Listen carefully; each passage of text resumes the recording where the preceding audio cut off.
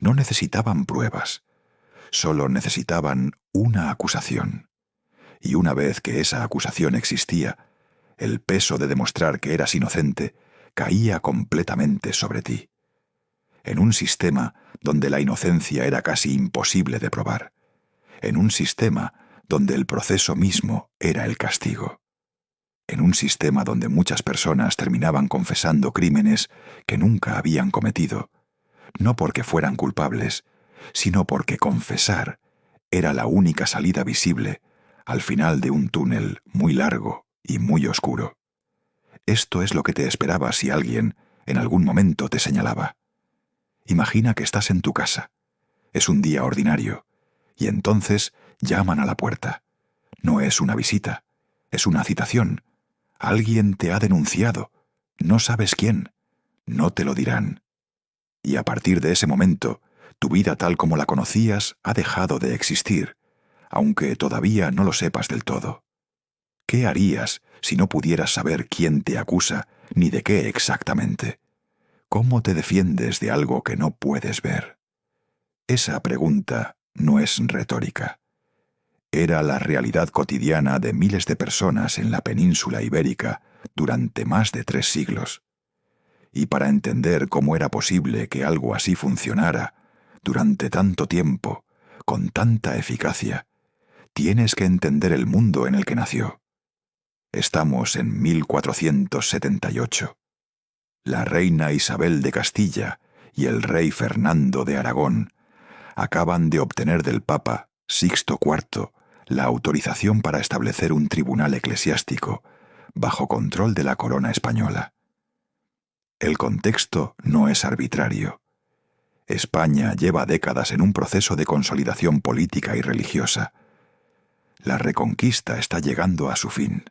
Hay una presión enorme hacia la unificación, y en ese período la unificación no es solo política, es también religiosa, cultural, identitaria. En ese contexto, la herejía no era solo un asunto teológico, era una amenaza política. Una persona que no creía lo que se suponía que todos debían creer era, en la lógica de la época, una grieta en la estructura que lo sostenía todo.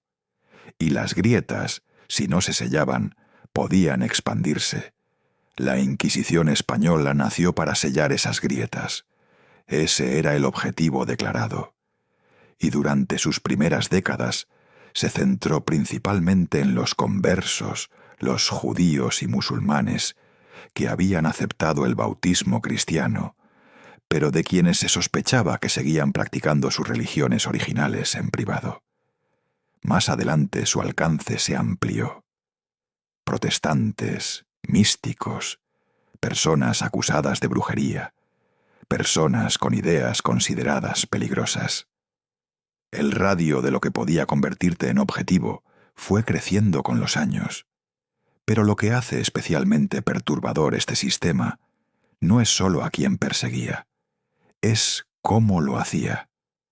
Porque había algo en el diseño del sistema que lo hacía particularmente eficaz y particularmente aterrador para cualquier persona que viviera dentro de su alcance. Y ese algo era la denuncia anónima. Cualquier persona podía denunciar a cualquier otra, sin dar la cara, sin consecuencias si la acusación resultaba falsa, al menos no consecuencias sistemáticas.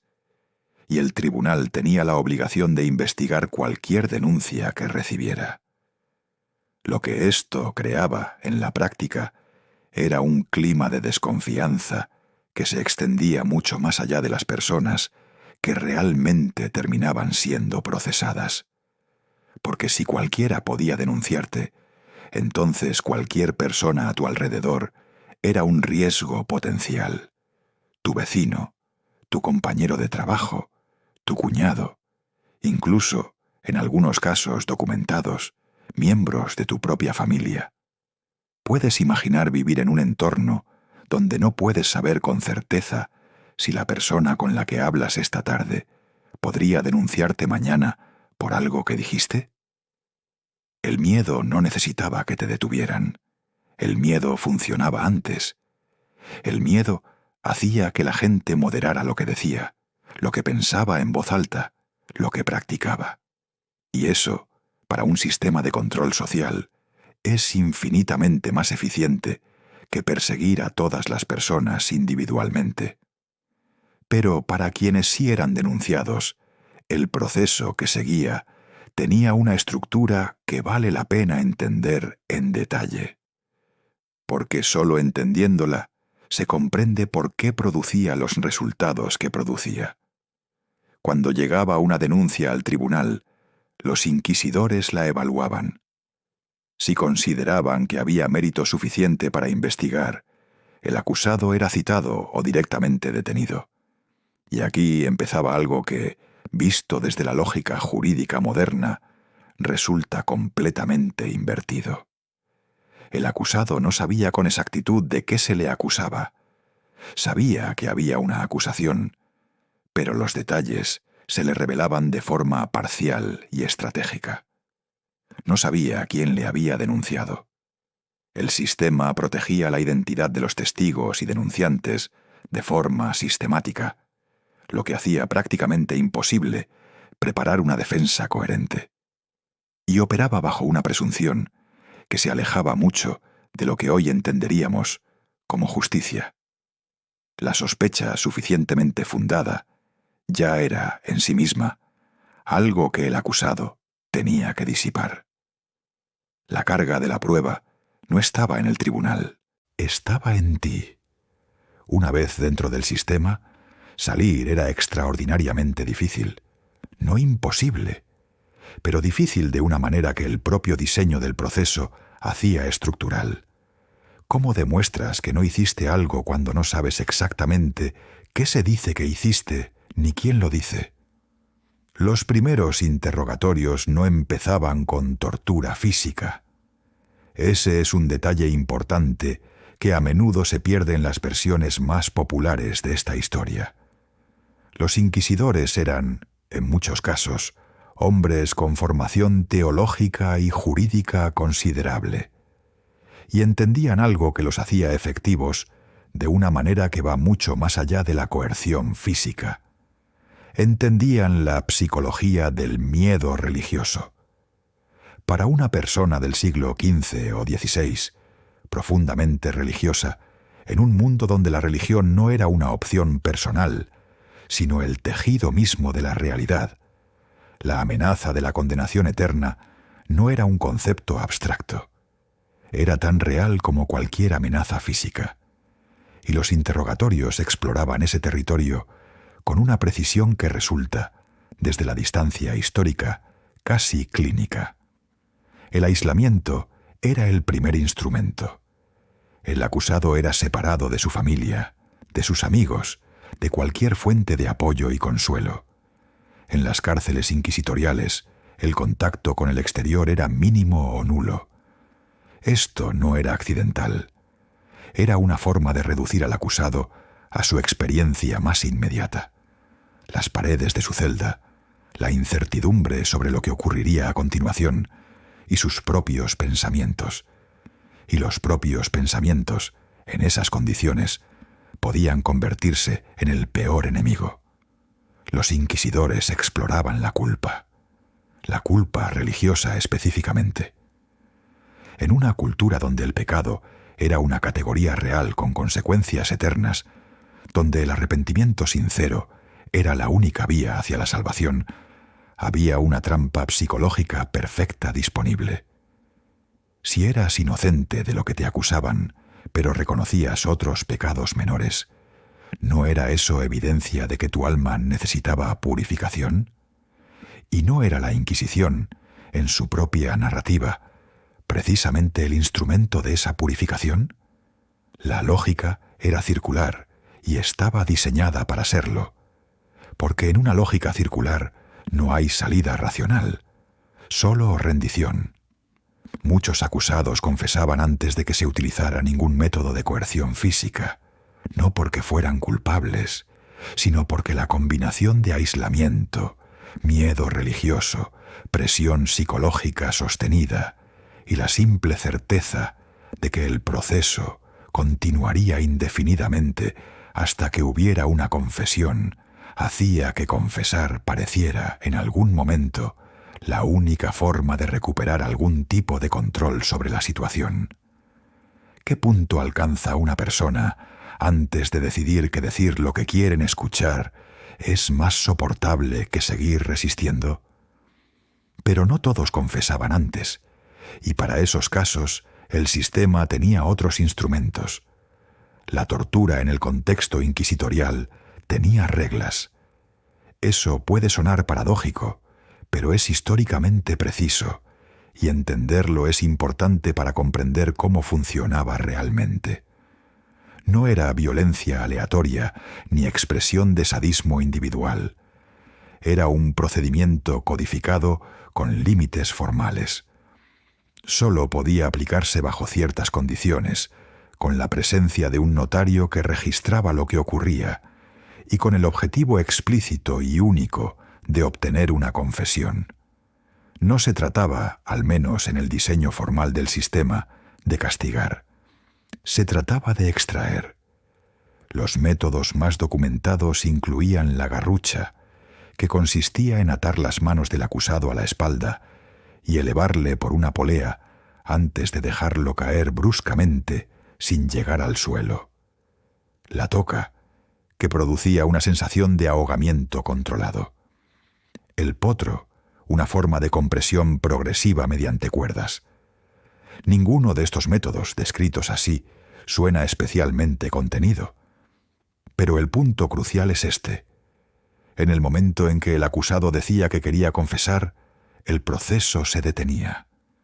Porque el objetivo no era el dolor en sí mismo, era el quebrantamiento. Era el momento en que la persona decidía que hablar era preferible a continuar. No se trataba de hacerte daño. Se trataba de hacerte llegar a un punto donde tú mismo pidieras que parara. ¿Hay alguna diferencia real, desde el punto de vista de lo que produce en una persona, entre ese tipo de coerción y la que hemos visto en otros contextos más modernos? ¿O la lógica es fundamentalmente la misma, independientemente de los instrumentos? Y entonces llegaba la confesión. Pero la confesión, en el sistema inquisitorial, no era el final del proceso. Era, en muchos sentidos, el comienzo de otra fase. Una confesión válida tenía que ser espontánea. Es decir, tenía que ser ratificada por el acusado en un momento posterior, fuera del contexto de la coerción, ante el tribunal. Si el acusado se retractaba de lo que había confesado bajo presión, el proceso podía reiniciarse, lo que creaba una trampa adicional.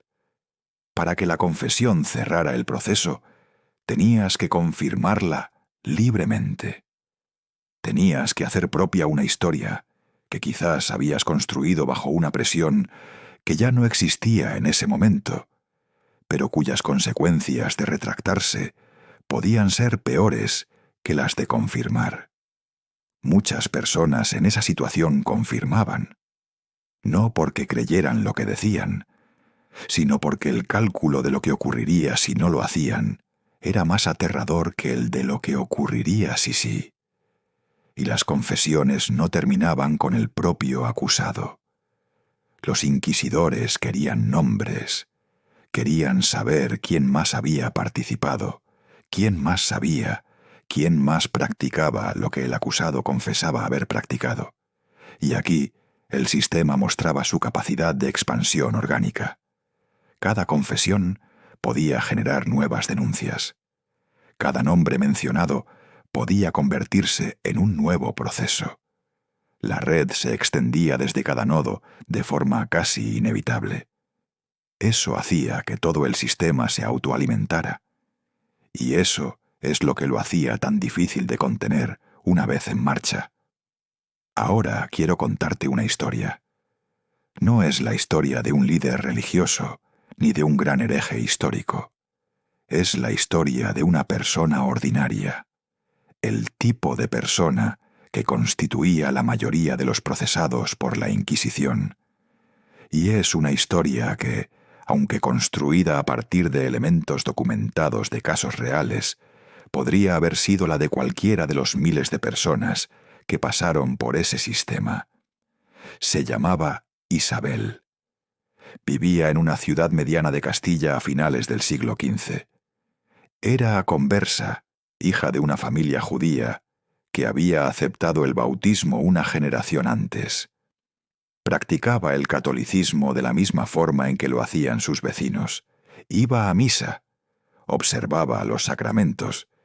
Tenía una vida que desde fuera no se distinguía en nada de la de cualquier otra mujer cristiana de su condición y su época.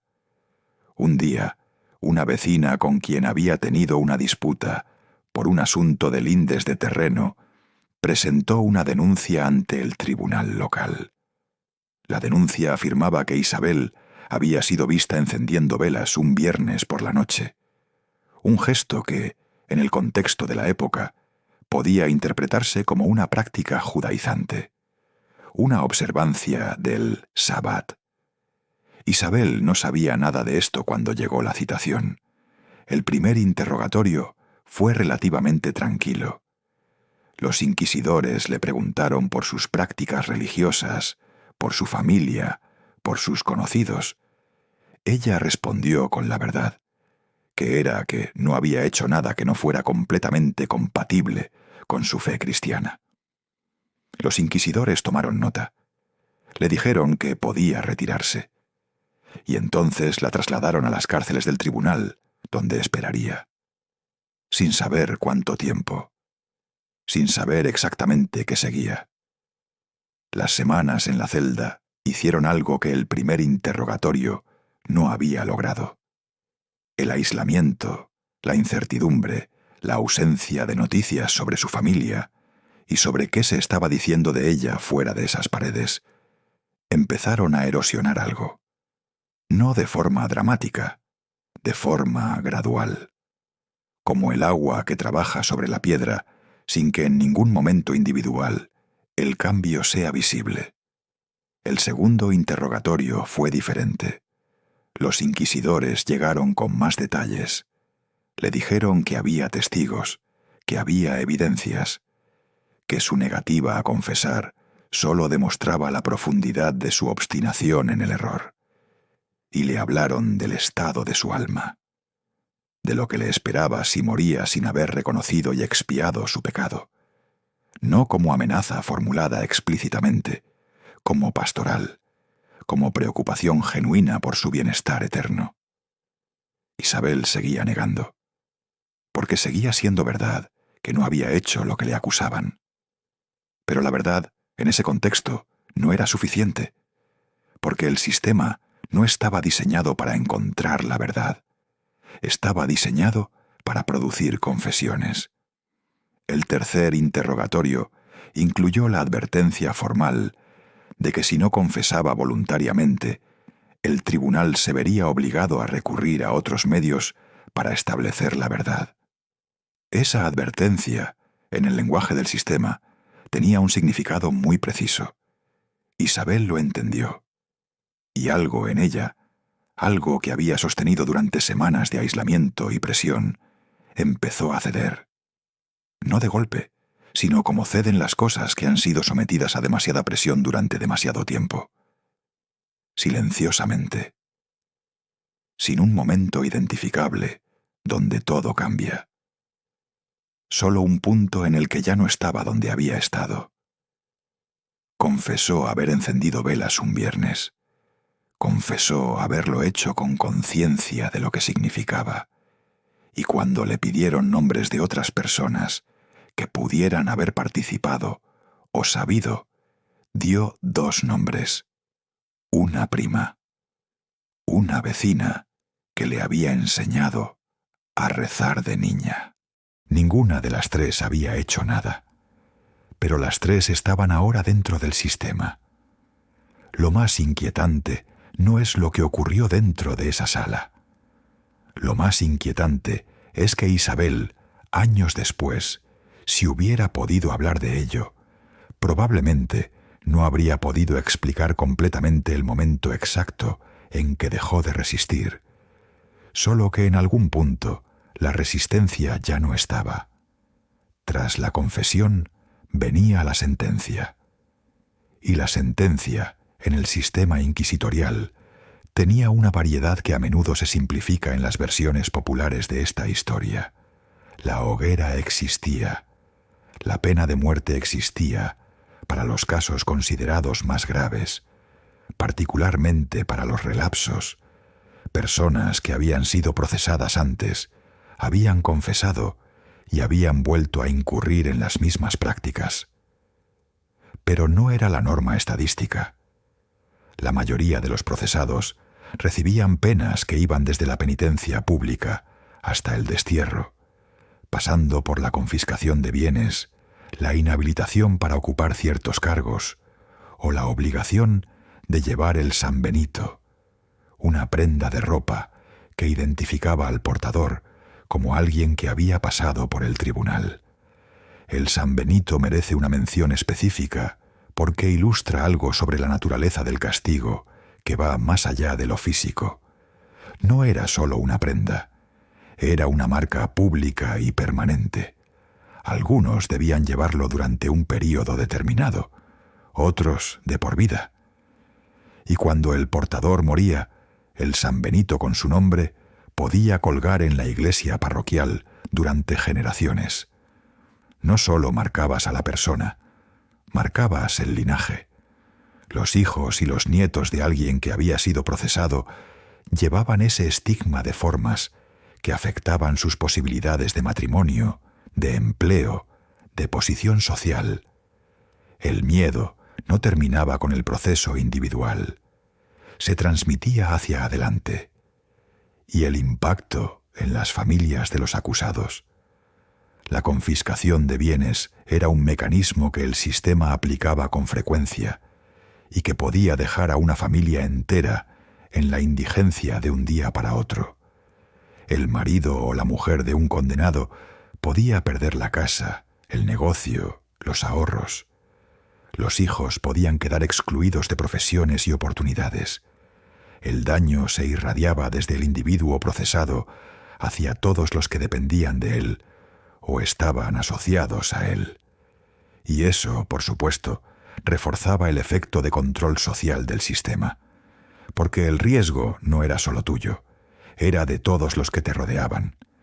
Y eso añadía una capa más de presión para la conformidad. Ahora bien, aquí hay algo importante que decir, porque la Inquisición española es uno de los temas históricos más distorsionados en la percepción popular y en ambas direcciones. Hay una versión que la convierte en una máquina de exterminio sistemático, con torturas permanentes y ejecuciones masivas como norma cotidiana. Y esa versión está significativamente exagerada. Los historiadores que han trabajado con los archivos reales, que son extraordinariamente detallados porque el sistema inquisitorial era burocráticamente muy riguroso, han establecido que las ejecuciones fueron considerablemente menos numerosas de lo que la leyenda popular sugiere, que la tortura, aunque real, tenía límites formales que se respetaban con más frecuencia de lo que se asume, que muchos procesos terminaban con penas relativamente menores.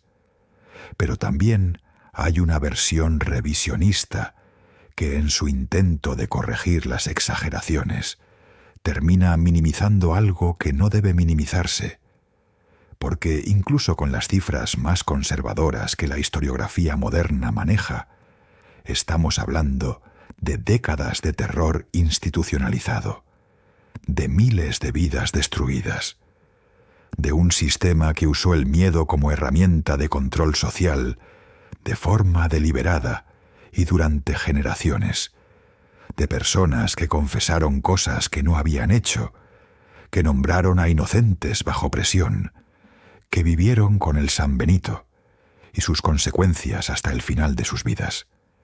La realidad del sistema no necesita ser exagerada para ser perturbadora. La realidad documental es suficientemente perturbadora por sí sola. Lo que hace que este episodio histórico siga siendo relevante no es solo su escala, es su lógica.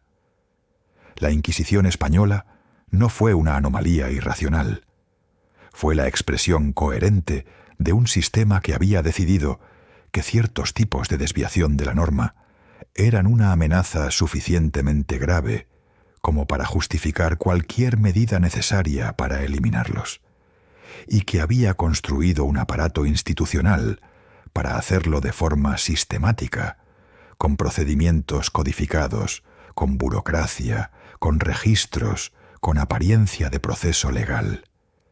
Esa combinación, la de la coerción con la apariencia de legalidad, con el procedimiento, con la narrativa de que todo se hacía por el bien del acusado y de la sociedad, es lo que hace que su lógica resulte reconocible en contextos que no tienen nada que ver con la España del siglo XV. ¿Fue la Inquisición española un producto exclusivo de su tiempo y su lugar? ¿O fue la manifestación de algo sobre cómo funcionan los sistemas institucionales de poder cuando se les da suficiente autoridad y suficiente convicción de que su causa lo justifica? La Inquisición española fue abolida oficialmente en 1834, 4 siglos después de su fundación. Había sobrevivido a reyes, a guerras, a la Ilustración, a las ideas que habían transformado el mundo que la rodeaba. Había sobrevivido porque tenía aliados institucionales que se beneficiaban de su existencia, porque el miedo que generaba era útil para ciertos tipos de poder, y porque los sistemas institucionales tienen una inercia que los hace extraordinariamente resistentes al cambio desde fuera. Sus archivos sobrevivieron también, y son, paradójicamente, una de las fuentes más ricas que existen para entender la vida cotidiana de la España de esos siglos, porque el sistema registraba todo: los interrogatorios, las confesiones, las sentencias, los nombres, las acusaciones, los detalles de las vidas de personas ordinarias que en ningún otro contexto habrían dejado ningún rastro histórico. El aparato burocrático de la represión conservó, sin pretenderlo, una memoria extraordinariamente detallada de las personas que aplastó. Hay algo profundamente irónico en eso, y algo que vale la pena no perder de vista, porque esas personas existieron, tuvieron nombres y familias y vidas antes de que el sistema las absorbiera.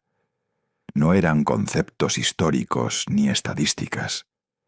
Eran personas que un día recibieron una citación que no esperaban y que a partir de ese momento tuvieron que navegar un proceso diseñado no para encontrar la verdad, sino para producir un resultado determinado.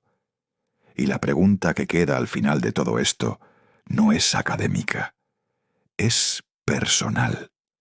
Si estuvieras en esa celda, después de semanas de aislamiento, de presión psicológica, de miedo religioso genuino, de incertidumbre total sobre tu futuro y el de tu familia, sabiendo que el proceso no va a terminar hasta que haya una confesión, sabiendo que cada día que pasa añade un coste que no puedes calcular completamente, ¿cuánto tiempo resistirías?